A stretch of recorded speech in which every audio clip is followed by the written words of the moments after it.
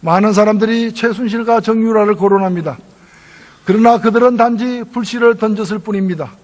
이미 대한민국은 인화물질로 가득 찬 화약고였습니다. 바로 불평등, 불공정이라는 인화물질 말입니다. 정유라가 돈도 실력이라고 말했을 때 수많은 사람들이 분노한 것은 그것이 거짓이어서가 아니라 사실이었기 때문이었습니다. 우리 모두가 알고 있는 대한민국의 적나라한 치부에 대한 조롱이었기 때문입니다. 이게 나라냐라는 말은 바로 이 같은 현실로부터 우러나오는 외침입니다.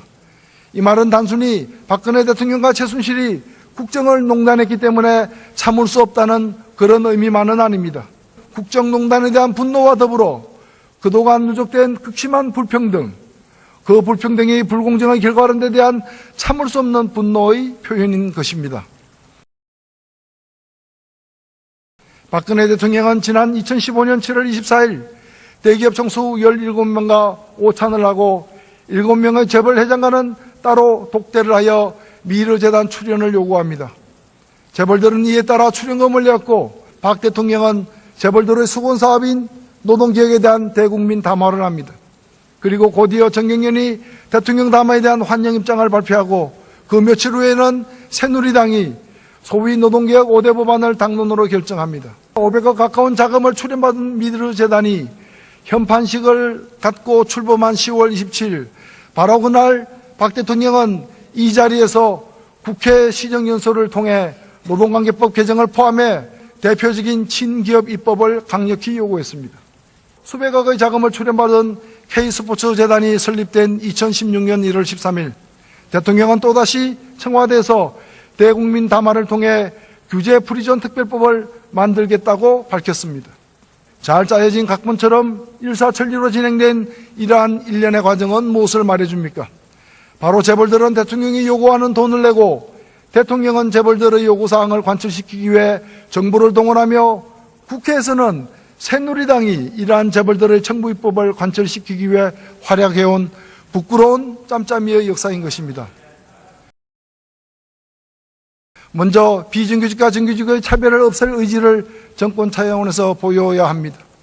일본의 아베 총리는 올해 1월 8일 비정규직의 임금을 정규직의 80% 수준으로 올리겠다며 강한 의지를 보였습니다. 아베 총리마저도 이런 얘기를 하는데 우리 정부는 쉬운 해고나 성과 영부제 등을 밀어붙이고 있으니 비정규직의 처우 개선이 될 리가 없습니다.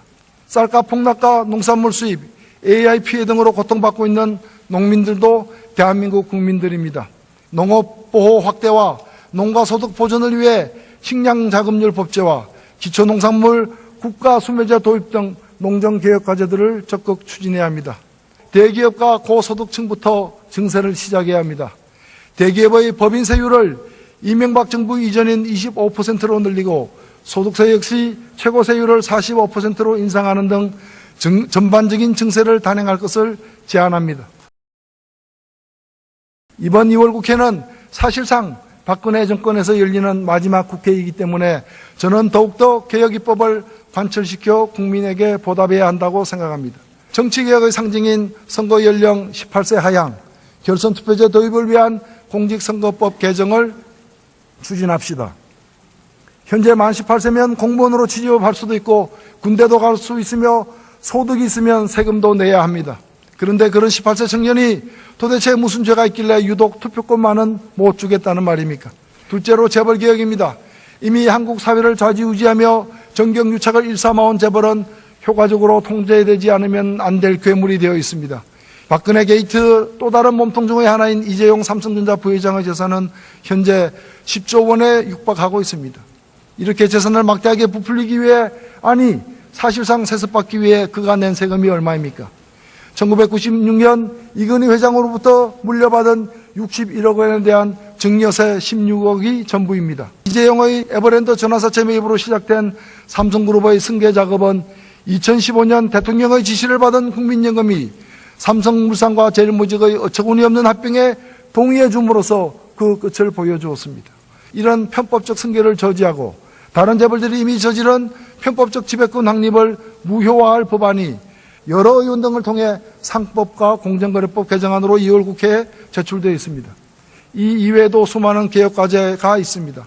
한일 위안부 협상 무효화, 국정교과서 금지법, 세월호 특조의 재구성, 사드 국회 특위 설치, 자영업자들을 보호하기 위한 유통산업발전법 개정 등이 그것입니다. 이 과제를 성실히 수행하는 것이야말로 박근혜 정권 마지막 국회에 임하는 우리 20대 국회의 자세일 것입니다.